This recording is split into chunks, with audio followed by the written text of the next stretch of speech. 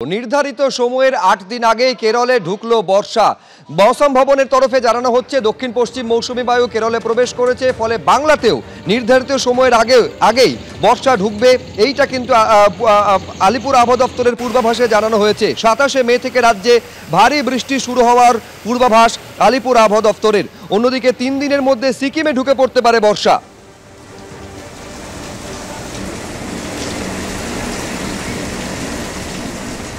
South West monsoon আজকে কেরালাতে onset করে গেছে।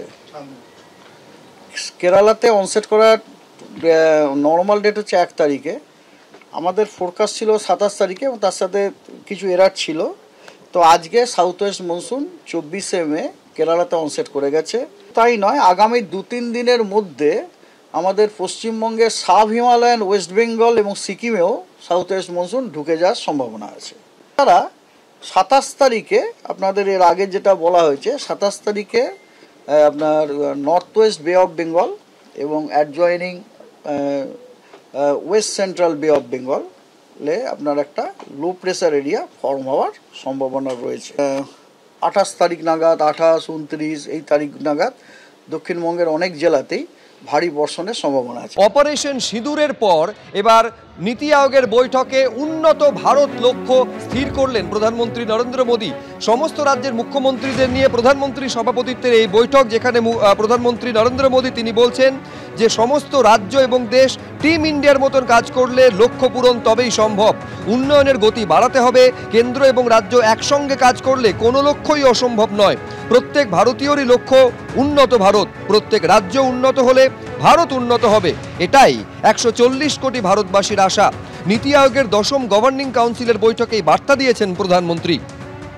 যদিও এই বৈঠকে অনুপস্থিত ছিলেন মুখ্যমন্ত্রী মমতা বন্দ্যোপাধ্যায়, এছাড়াও আরও ৪টি রাজ্য বিহার, কর্ণাটক, কেরল এবং পুদুচেরির মুখ্যমন্ত্রী তারাও অনুপস্থিত ছিলেন।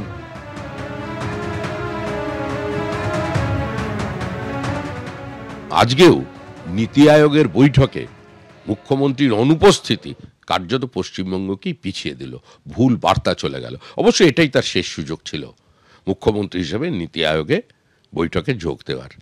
এরপরে নতুন সরকার আসছে, নতুন মুখ্যমন্ত্রী পশ্চিমবঙ্গের প্রতিনিধিত্ব করবেন। প্রধানমন্ত্রী টিম ইন্ডিয়ার কথা বলছেন, সবাই উপস্থিত থাকলে ভালো হতো, কিন্তু আমাদের রাজ্যের মুখ্যমন্ত্রী তো আগের বারই ঘোষণা করে দিয়েছিলেন তিনি আর আসবেন না।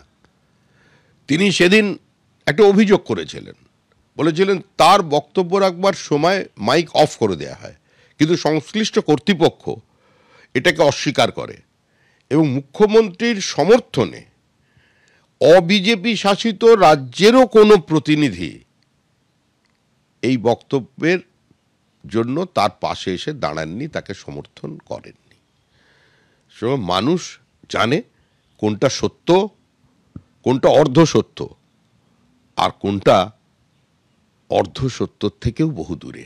বাংলার বঞ্চনার কথা কে বলছেন? সেটা তো একমাত্র মমতা বন্দ্যোপাধ্যায় বলছেন। বিরোধীরা কেন বাংলার বঞ্চনার কথা বলছেন না?